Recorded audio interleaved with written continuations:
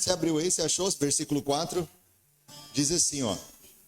Considerai, pois, como era grande esse a quem Abraão, o patriarca, pagou o dízimo, tirado dos melhores despojos, ou despojos, né?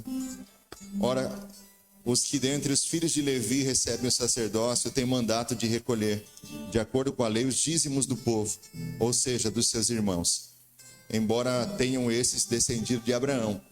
Entretanto, aquele cuja genealogia não se inclui entre eles, recebeu os dízimos de Abraão e abençoou os que tinham as promessas.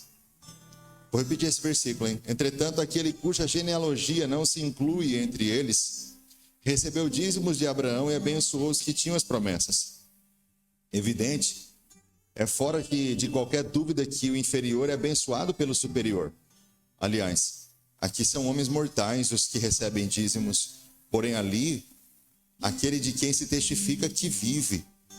E por assim dizer também Levi, que recebe dízimos, pagou-os na pessoa de Abraão, porque aquele ainda não tinha sido gerado por seu pai, quando Melquisedeque saiu ao encontro desse, versículo 11. Se, portanto, a perfeição houvera sido mediante o sacerdócio levítico, pois nele baseado o povo recebeu a lei, que necessidade haveria ainda de que se levantasse outro sacerdote, segundo a ordem de Melquisedeque, e que não fosse contado segundo a ordem de Araão? É uma pergunta, né? Pois quando se muda o sacerdócio, necessariamente há também mudança de lei, porque aquele de quem são ditas essas coisas pertencem a outra tribo, da qual ninguém prestou serviço ao altar. Pois é evidente que nosso Senhor procedeu de Judá, tribo a qual Moisés nunca atribuiu sacerdotes.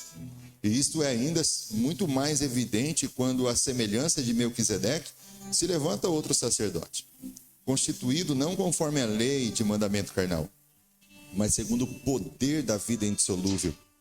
Porquanto se testifica, tu és sacerdote para sempre, segundo a ordem de Melquisedeque. Portanto, por um outro lado, se revoga a anterior ordenança, por causa da sua fraqueza e inutilidade, pois a lei nunca aperfeiçoou coisa nenhuma, e por outro lado, se introduz esperança superior, pela qual chegamos a Deus. Diga-se comigo, esperança superior. É isso mesmo. Você imagina o que está acontecendo com o autor de Hebreus? Ele está com um dilema no meio da igreja. O dilema é esse aqui, ó. Como nós vamos manter na igreja um padrão que havia em Israel? O padrão de Israel era baseado na lei.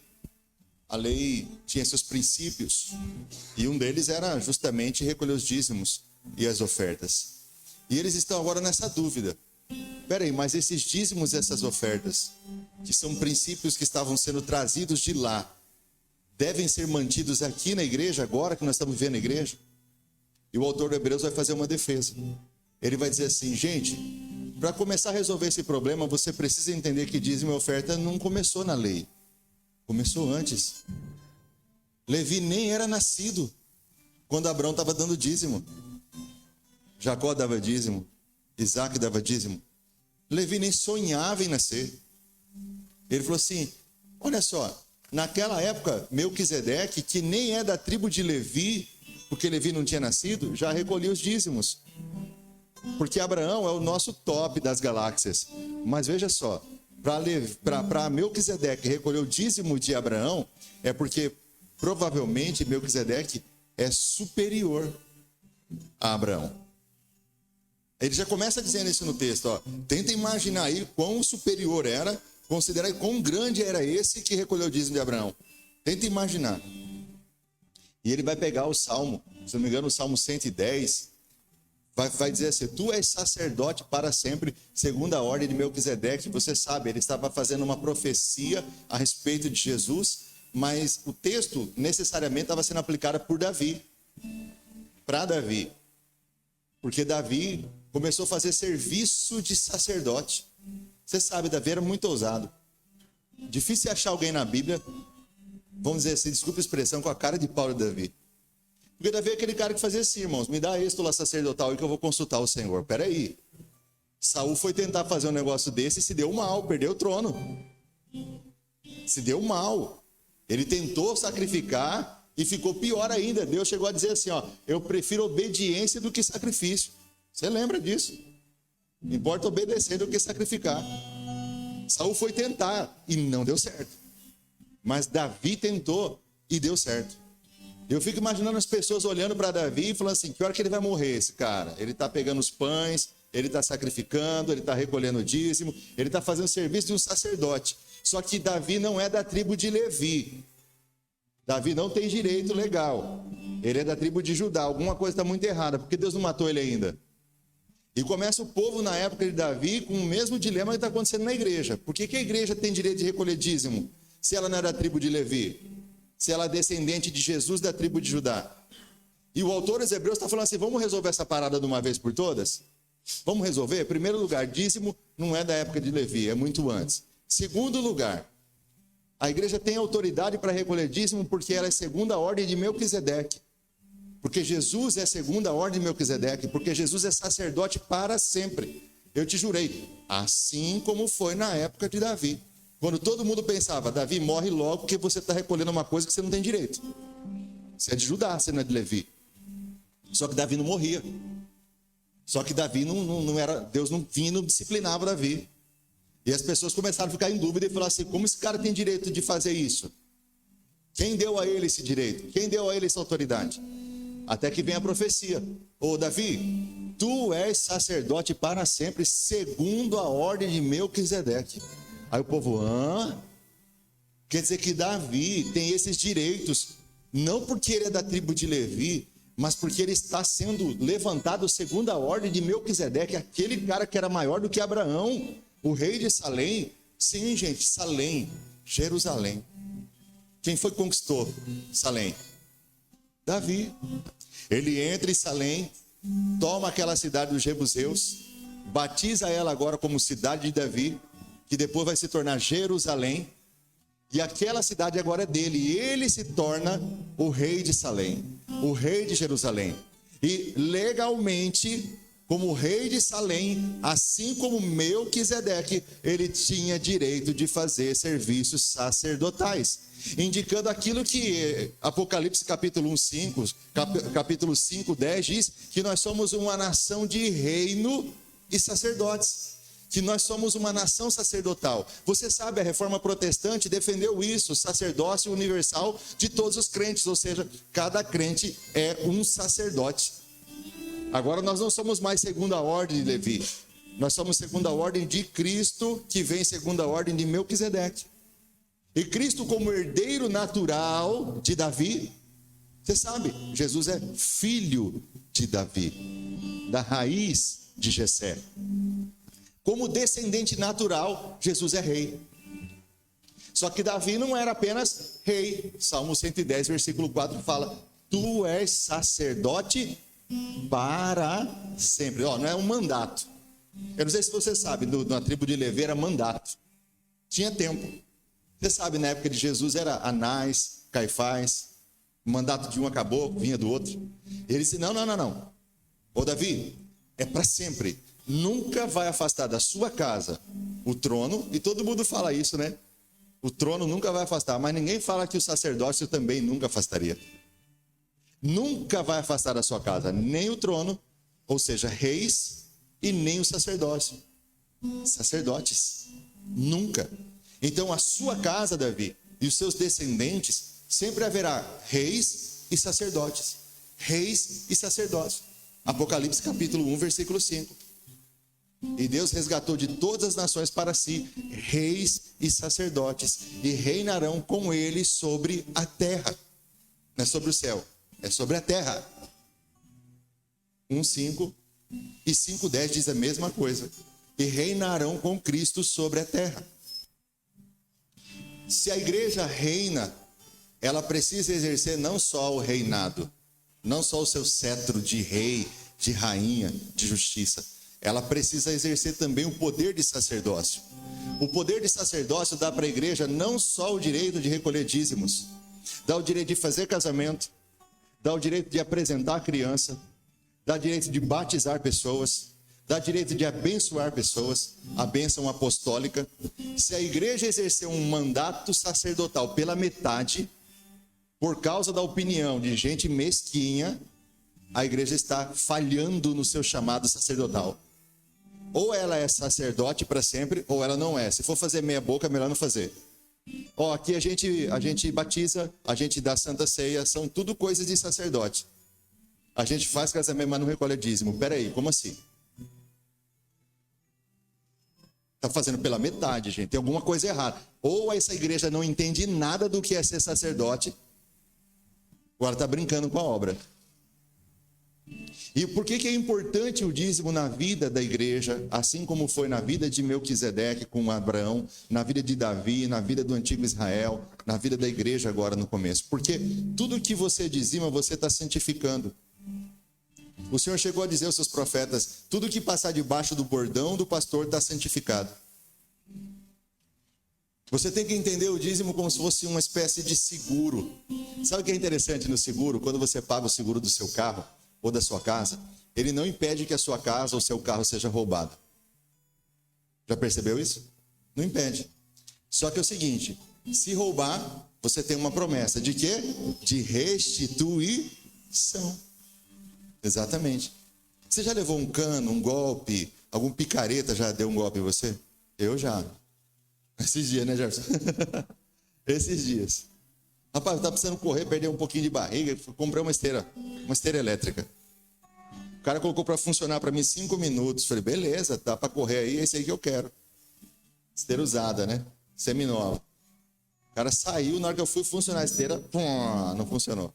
Chamei o técnico lá para ir, ele falou, ó, seguinte, o problema é no motor e na placa. Falei, nos dois, ele falou, se arrumar não vai resolver. Falei, como assim? Falei, tem como deixar manual esse trem aí? Tem, sem motor, não quero não, eu corro normal aí. Só que perdeu a graça, né? E eu tinha orado ao Senhor antes, falei, Senhor, não deixa eu levar um golpe. Você sabe que eu sou dizimista, a gente faz aqueles apelos, né, gente, para Deus, né? Você também prega para Deus? Você já pregou para Deus? Só falta no final você fazer o apelo para Ele, né? Então, Deus, o Senhor quer me aceitar como seu filho? Me aceita aí e tal. E a gente vai ensinando Deus, né? Até parece, né, gente? Até parece. Senhor, então não deixa, o Senhor sabe que eu sou dizimista, não deixa eu levar o golpe. Levei o golpe, gente. O cara bloqueou tudo, não tem contato nenhum com ele. Bloqueou porque ele sabia que ele estava fazendo de maldade, né? De malandragem, né?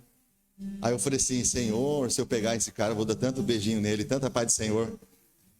Vai ser tanta paz do Senhor que eu pegar ele, ele vai sair ungido dali, você vai ver. Aí o Gerson, vamos arrumar uns 3 aí para ungir junto, bora. Aí, gente maravilhosa. Eu estava falando com a pastora, eu falei, amor, nós já levamos golpe outras vezes e até maior. E você já percebeu que Deus sempre restituiu na nossa vida?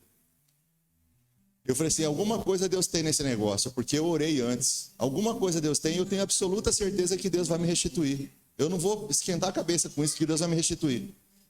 Então, o que aconteceu? Quando eu chamei o técnico para ir lá arrumar, ele foi, e ele falando lá, só dando notícia ruim da esteira, eu já estava para mandar aquele cara embora da minha casa. De tanta notícia ruim, esse trem não presta, não vai funcionar, vai ser assim, você levou prejuízo, levou um golpe. Ele só faltou rir da minha cara. E falava, vai, trouxa, veio comprar na minha loja. Tipo assim, né? Aí o que aconteceu? De repente o telefone dele toca. E na hora que tocou uma música, eu acho que é uma música cristã, né? Aí depois, na hora que tocou a música cristã, eu terminei, ele atendeu a ligação, terminou, eu falei assim, qual igreja que você é? Aí ele falou assim, olha, eu não estou em igreja nenhuma. Eu estou meio afastado, estou desviado. Eu falei, ai meu Deus, era tudo isso, fez tudo isso para isso, meu Deus. Não era mais fácil encontrar com ele na fila do mercado e conversar, ver o toque e perguntar? Aí eu falei, tá bom, aí lá vai, taca ali o evangelho e restauração. Aí ele, ó, vou passar um dia lá na igreja assim também, e eu e minha família, essa palavra foi de Deus, eu e minha família precisamos realmente de Jesus, nós estamos distantes, eu vou passar lá. Eu falei, você mora onde? Ele falou o endereço bem aqui pertinho da nossa igreja, gente, bem aqui pertinho. Eu falei, glória a Deus.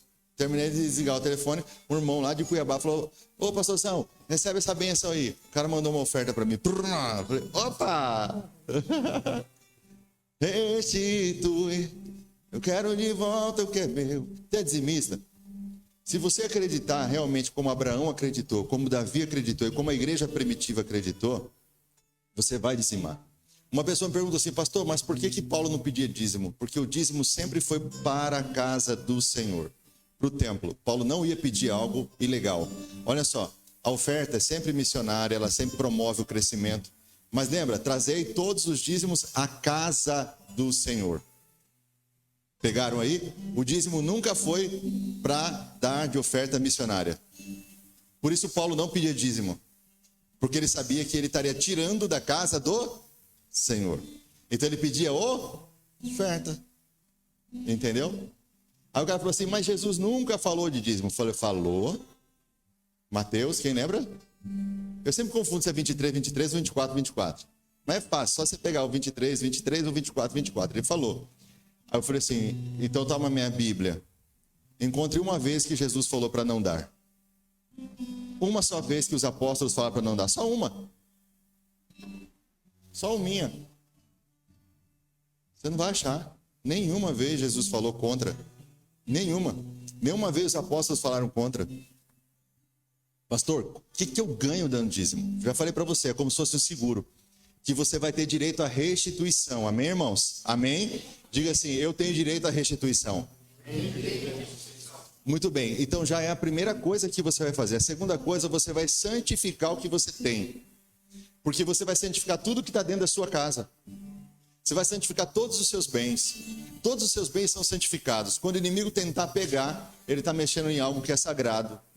Porque existem coisas na nossa vida que são sagradas, amém? Deus mesmo instituiu isso. Existem coisas que são sagradas. Exemplo, seu casamento é sagrado, amém? A sua família é sagrada, aleluia, amém? São coisas que são sagradas para você. E você tem que manter coisas sagradas. Você não pode tratar coisas sagradas como se fossem profanas. Porque o sagrado e o profano, eles são assim, muito parecidos. Até a palavra no hebraico é quase igual. Sagrado e profano é a diferença de uma letra só. É muito parecido, é muito perto. Então, por isso que a palavra diz assim, ó, você não deve fazer a obra do Senhor relaxadamente. Aquela palavra relaxadamente quase é a mesma coisa de santa. Porque é só uma letra que diferencia sagrado de profano. É uma letra. Se você colocar lá Kedosh, que é santo, é só uma letrinha que diferencia para o profano. Só uma. Só uma minha. Então você não pode, é muito perto você pegar aquilo que é sagrado e começar a tratar como profano. Quando você vai na internet, você vê as pessoas tratando as questões sacerdotais profanas, de forma profana. Eles estão profanando o dízimo, eles estão profanando o casamento, eles estão profanando a apresentação de crianças, eles estão profanando o batismo, eles estão profanando tudo que é sagrado. Mas a igreja, ela é detentora desse direito sacerdotal. Nós somos reino e sacerdócio, conforme disse o apóstolo Pedro, na segunda carta, capítulo 5, versículo 10. Nós somos reis e sacerdotes, povo de exclusiva propriedade de Deus, a fim do quê? De proclamar as grandezas daquele que nos chamou das trevas para a sua maravilhosa luz. Nós não somos um reduto de grupinho fechado, nós somos reino e sacerdócio. E esse reino e esse sacerdócio precisa ser colocado em prática. Quando você vai fazer coisas sagradas, quando você vai praticar coisas sagradas, você não está sendo um legalista. Quando você pratica coisas sagradas, você está exercendo a autoridade que foi dada por Deus, porque você, como igreja, é detentor de fazer coisas sagradas. Você tem autoridade para colocar a mão na cabeça dos seus filhos, orar, colocar a mão na cabeça da sua esposa, do seu esposo. Muitas vezes você tem autoridade para colocar a mão na cabeça do irmão e orar. São coisas sagradas. E essas coisas sagradas estão ligadas ao sacerdócio. Ou a igreja vive isso, ou fica brincando que está vivendo. E sabe o que é interessante? É que eu quero finalizar. A gente nem está reinando e nem está exercendo o sacerdócio. Não está reinando, porque reinar é exercer influência, reinar é exercer domínio, reinar é exercer poder. Agora, olha só, interessante, você domina como rei o quê? As trevas, o caos. Você dá ordem ao caos e ele tem que se organizar. Por quê? Porque você é rei, e rei tem poder de trazer ordem. Quem entende isso? Quem entende? Agora, o rei e a rainha, ele também tem autoridade para quê? Para influenciar. Diga, eu sou influenciador. Porque olha só, se você dá ordem ao caos e ele tem que se organizar, quando se trata de pessoas, de seres humanos, eles não nasceram para ser dominados. Você não nasceu para ser dominado, você não nasceu. Você não nasceu para ser escória, você não nasceu para ser escravo. Você nasceu para dominar sobre os peixes do mar, sobre as aves do céu, sobre os animais no campo, sobre as vegetais, sobre as coisas. Você domina as coisas e não é dominado pelas coisas. As coisas não podem dominar você. É você que tem que dominar as coisas. Isso significa que, quando se trata de seres humanos, de pessoas, porque se a gente domina os animais do campo, as aves dos céus, os peixes do mar e os vegetais no campo, a gente tem que entender que quando se trata de pessoas, não é para dominar, é para influenciar, é para liderar. Vocês estão entendendo? E como é que você influencia, como é que você reina sobre pessoas? Já disse, influenciando. Como é que você influencia pessoas? Servindo. Quem está pegando aqui? Servindo. Duas formas, ó, amando e servindo. Diga comigo, amando e servindo. Amando e servindo. São as duas formas. Não tem jeito. Porque pessoas não servem para ser dominadas. Eu não vou chegar aqui na irmã Júlia e vou começar a dominar ela, pisar nela, tratar ela como um capacho. Ela não vai aguentar. Eu tenho que o quê? Liderar ela pela influência. Amando e servindo ela. A minha importância e o meu valor dentro do reino, o meu reinado como reino sacerdotal, tem poder quando eu influencio. Tem poder quando eu sirvo. Tem poder quando eu amo. Então olha só, quanto mais pessoas eu servir, mais autoridade eu tenho. Quem está entendendo? Quanto mais pessoas eu servir, mais autoridade eu tenho.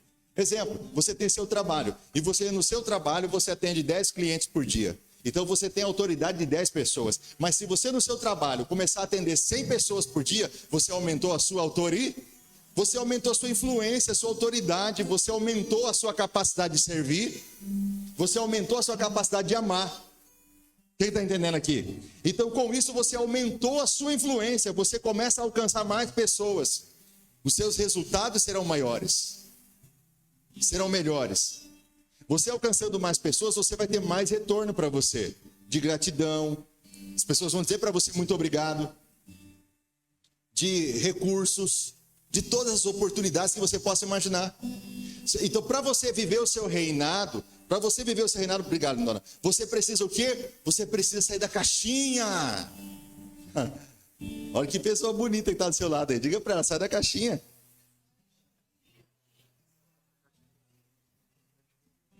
Para de viver como escravo, você nasceu para reinar. Ei, presta atenção, para de viver como escravo, você nasceu para reinar. Vou dizer mais uma vez, sai do Egito, você nasceu para a terra prometida. Quem está entendendo aqui? Para de viver como escravo, você nasceu para reinar. Então lá no seu trabalho, você vai exercer seu reinado e a sua influência trabalhando muito bem. Você é um vendedor, trabalha muito bem para você chegar a supervisor. Você é um supervisor, trabalha muito bem para você se tornar o gerente. Trabalha muito bem para você chegar até diretor administrativo da empresa. Mas vai começando a trabalhar e vai servindo mais pessoas, vai amando o que você faz, que você vai crescer a sua autoridade. E quanto mais crescer a sua autoridade, mais pessoas você vai influenciar. Mais pessoas você vai amar, mais pessoas você vai servir. Você quer servir, você precisa aumentar a sua capacidade de servir. Aumenta a sua capacidade de servir. Você serve quantas pessoas hoje? Ô pastor, eu acho que eu sou servido. Eu vou no salão, corto meu cabelo, me servem. Eu vou no engraxate, engraxo meu sapato, me servem. Eu vou no mercado, me servem. Gente, nem o rei Davi é tão servido quanto você hoje. Nem gasolina você coloca no seu carro. Quem coloca é alguém por você. Você acha que Davi tinha alguém que fazia isso para ele? Até porque não tinha gasolina. Mas você acha que alguém fazia isso para ele? Irmão, você não levanta nem do sofá para passar de canal, hoje tem controle. Então, nem os reis daquela época eram tão servidos como você é hoje. Mas a minha pergunta é, e você está servindo a quem? Você vai fazer um favorzinho para as pessoas, você reclama o dia inteiro. Você vai fazer um benefício para alguém, você acha ruim de ter que fazer. Ah, mas eu podia estar descansando agora. Ah, mas que encheção da paciência. Eu vou ter que ir lá resolver esse negócio. É lógico, você é rei, você é rainha, você tem que servir. A nossa influência está em saber servir. Ou a igreja vive seu sacerdócio, ou a igreja vive o seu reinado, ou a gente está brincando de ser crente. É porque você achou que ir à igreja domingo é ser crente, né, gente? Eu sei disso. Eu também já pensei isso algum dia da minha vida. E que vida infeliz que eu tinha, viu? até o dia que eu descobri que eu só exerço minha influência sacerdotal praticando coisas sagradas, e eu exerço o meu reinado influenciando, servindo as pessoas e amando as pessoas e dominando. Dominando o quê? Os peixes do mar, as aves do céu, o animal no campo, os vegetais e toda a ordem de demônios que quiserem causar caos. Eu vou dar ordem e eles vão ter que sair, vão ter que me obedecer. Então eu posso reinar dominando e influenciando. Eu posso reinar dominando e influenciando. Quem quer viver o seu sacerdócio e o seu reinado aqui nessa manhã? Você está deixando essa verdade entrar no seu coração? Está deixando? Então diga assim: eu aceito essa palavra na minha vida. Então nós vamos praticar algo sacerdotal hoje. Algo sagrado. Dizimar e ofertar não é dar dinheiro para pastor ou para homens. Dizimar e ofertar é obedecer mandamentos sagrados, é praticar coisas sagradas. Você é detentor e você é detentora de coisas sagradas, e Deus espera que não seja o ímpio que faça isso. Deus espera que seja você que faça isso. Sabe por quê? Porque você vai reinar com Cristo para sempre. Para sempre você vai reinar com Cristo. Então você é rei, você é rainha. Enquanto você vai ficando em pé, eu vou separando o texto de Apocalipse para ler para você, enquanto você vai ficando em pé. Eu vou separar o texto de Apocalipse para você ver.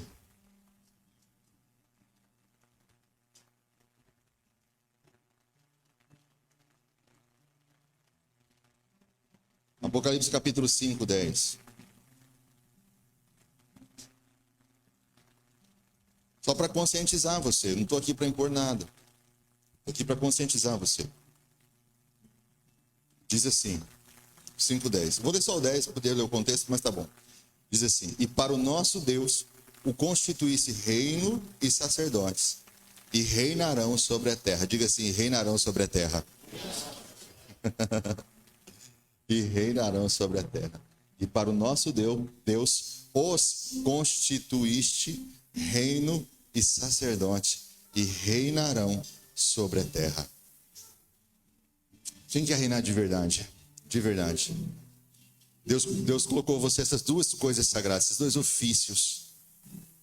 Eu sei que tentam passar a perna em você. Eu sei que às vezes as pessoas reagem com ingratidão quando você serve. Eu sei que as pessoas não agem com amor quando você ama. Eu sei disso. Mas você não deve ser movido pelo que as pessoas dizem ou fazem. Você tem que ser movido por aquilo que sai da boca de Deus, daquilo que sai do trono de Deus, daquilo que vem da eternidade. E isso tem que mover a sua vida. Essa vida aqui não é fácil mesmo, não. Serão muitos impedimentos, serão muitas barreiras, sim. Mas você tem que se impor. Você tem que mostrar a autoridade de Deus que está na tua vida. Você é detentor, você é detentora de dois ofícios sagrados. Você é reino, você é sacerdote. Você veio para reinar nessa terra, e você veio para poder sacrificar nessa terra, ou seja, fazer sacrifícios agradáveis a Deus, espirituais, porque o sacrifício principal Jesus já fez. Então nós oferecemos sacrifícios agradáveis a Deus. Feche seus olhos um pouquinho, feche seus olhos, vamos orar. Pai, nós não abrimos mão de praticar coisas sagradas. Nós não abrimos mão do nosso sacerdócio, porque esse sacerdócio foi conquistado com teu sangue na cruz do Calvário. E nós não queremos simplesmente calcar os pés do Filho de Deus. Nós não queremos simplesmente ignorar tudo isso que foi derramado para a igreja praticar. Enquanto os irmãos estão levantando as mãos, os outros diáconos e presbíteros estão levando envelope. Eu quero consagrar esses envelopes, seja para a oferta, seja para o dízimo, porque eles estão praticando coisas sagradas. E essas coisas sagradas agradam o coração do Senhor, porque são como sacrifícios agradáveis, suaves, que o Senhor está recebendo como culto racional. Por isso, Pai, nós oramos em consagração. Derrama a tua bênção sobre a tua noiva, sobre a tua igreja, porque ela te representa nessa terra, e nós queremos representá-lo de uma forma digna, Senhor. Nos abençoe, porque de nós mesmos nós não conseguimos, mas pela tua graça saberemos, Senhor, que alcançaremos, Senhor, esse status de ser segundo o teu coração. Pai, abençoa a nossa casa, abençoa a nossa família, livra-nos de todo mal, Senhor, livra-nos dos prejuízos. Se o prejuízo vier, restitui sobre a vida de cada irmão, sobre a vida de cada irmã. Eu declaro sobre a vida dele da fartura.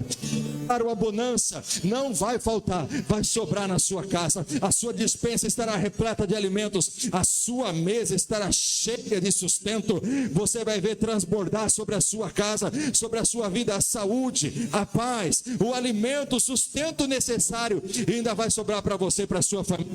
Eu abençoo você agora, em nome de Jesus Cristo. Quem recebe aí, diga amém, diga amém.